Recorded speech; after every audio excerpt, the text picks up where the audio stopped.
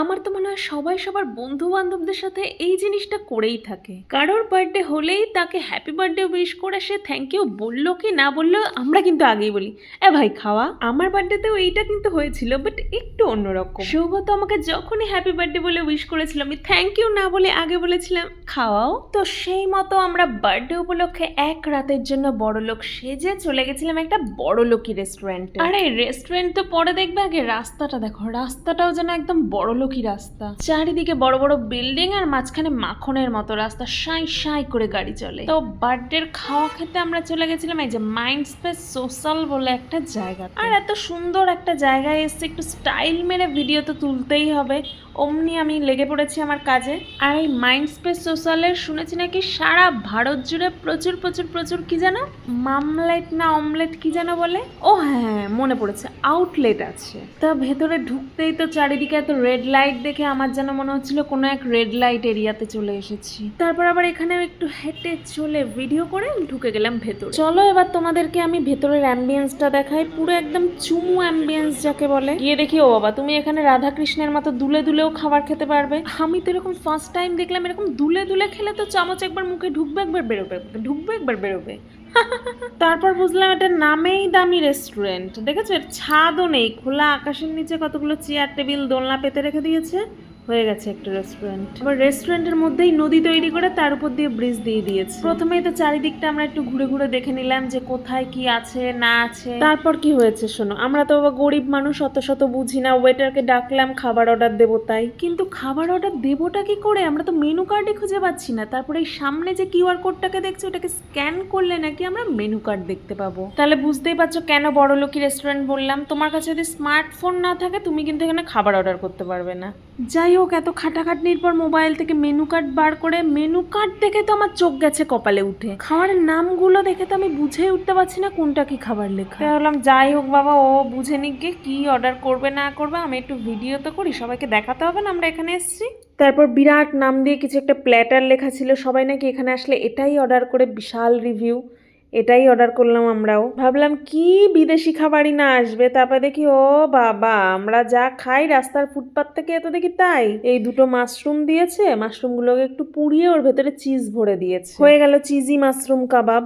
But হ্যাঁ একটা কথা বলবো, যারা আমার মতো মাশরুম পছন্দ করে আর চিজ পছন্দ করে তাদের কিন্তু এটা অসাধারণ লাগবে, কারণ মাশরুম আর চিজ ছাড়া এটার থেকে আর কোনো মশলারই গন্ধ বেরোচ্ছিল না। মাশরুম ভালোবাসলেও আমি তো আজীবন মাংসের মতো করে মাশরুম রান্না করে এসেছি। তো সৌগত বললো তুমি আর বুঝবে কি, বিদেশি জিনিস এরকম সিদ্ধ সিদ্ধই খেতে হয়। আমি বললাম তাও ঠিক। দেখো এবার এখানে ট্রাই করবো হচ্ছে প্ল্যাটারের দ্বিতীয় আইটেম। খেয়ে তো আমার মনে হলো পুরো পাউরুটি। শীতকালে ওই চালের গুঁড়ো দেওয়া ভাপা পিঠে বেরোয়, হলো ভাপা পিঠে। তারপর ভাপা পিঠে তো তাও মিষ্টি হয়, ওটার কোনো টেস্টই ছিল না, আর আমি কি দিয়ে খাবো সেটাও বুঝতে পারছি। যাই হোক বাদ দাও সে কথা। এই হচ্ছে 3 নম্বর আইটেম, এটা হচ্ছে গোদা, বাংলা ভাষায় যাকে বলে ডালের বড়া। তাও ওই ডালের বড়ার মধ্যে যে একটু ধনে পাতা মটরশুঁটি দেওয়া ছিল, ওখানে তো দেখতেই পাইনি, এখন ভিডিও এডিট করতে এসে দেখতে পেলাম। এই দেখো এই হচ্ছে আমাদের প্ল্যাটারের 4 নম্বর আইটেম। যে জিন্দেগিতে ভেজ মোমো খায় না, রাস্তার ছোট্ট দোকান থেকে খেলেও চিকেন মোমো খায়, সে বড় রেস্টুরেন্টে গিয়ে নাকি বাঁধাকপির মোমো, সেটাকে আবার হালকা পোড়ানো, এটা খেয়ে মানে ভাবা যায়। আর এই হচ্ছে সর্বশেষ আইটেম, পনিরকে মশলাপাতি মাখিয়ে একটু ভাজা হয়েছে। মানে সিরিয়াসলি আমার মাথায় একটা কথা কিছুতেই ঢুকছে না, এত বড় একটা রেস্টুরেন্ট এই রকম কি করে হতে পারে।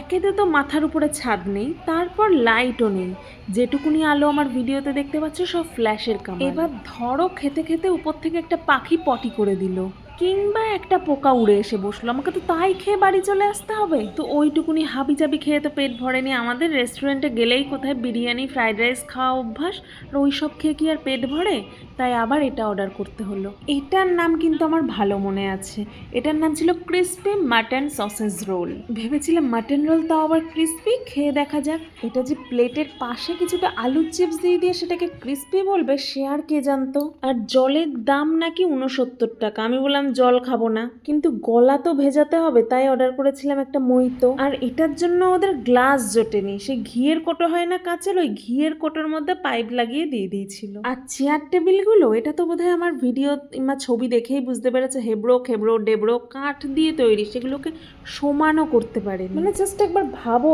বিরাট বড় নাকি সারা ভারতের নাম করা রেস্টুরেন্ট, তার জিনিস এরকম।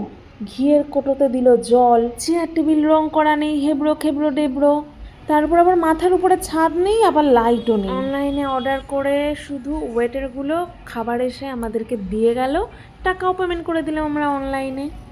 একটু খাবার খেয়ে এত টাকা ধ্বংস করে চলে এলাম বাইরে, ভাবলাম চলো। তো তখন সৌগত বললো চলো, এত দূর এসছে যখন, কাছেই আমার অফিস, তোমাকে দেখিয়ে আনি। ব্যাস, ও চললো, আমি ওর পেছন পেছন চললাম।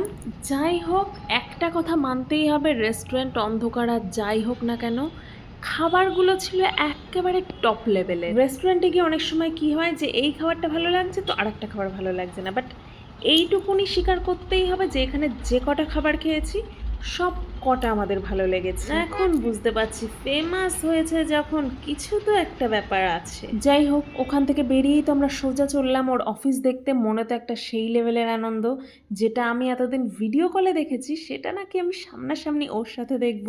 ফুটপাথ ধরে হেঁটে চললাম সোজা। সত্যি হায়দ্রাবাদ কিন্তু এমন একটা শহর যেটা পুরো শহরটাই কলকাতার নিউ টাউন যেমন একদম স্বচ্ছ পরিষ্কার ক্লিন, ঠিক ওই রকম সাজানো গোছানো। আর তার সামনেই দেখলাম একটা অসাধারণ সুন্দর কলা পাতার মতো ডিজাইন করা একটা কিছু। আর একটু এগোতেই ও বললো এই দেখো, এই হচ্ছে আমার অফিস। আমি বললাম আরে এইভাবে কি অফিস দেখায়, তোমরাই জাস্ট দেখো, এখানে জঙ্গল আর জঙ্গল, শুধু একটা বিল্ডিং দেখা যাচ্ছে, তাও আবার গাছের জন্য পুরোপুরি দেখা যাচ্ছে না। তারপর বলাতে সামনে নিয়ে গিয়ে দেখালো এই বিল্ডিংটা। তারপর আর কি সোজা নাইট ভিউ উপভোগ করতে করতে চলে এলাম বাড়ি। এখনকার মতো এইটুকুই, চলো তবে আজ যাই, আসবো আরেক দিন।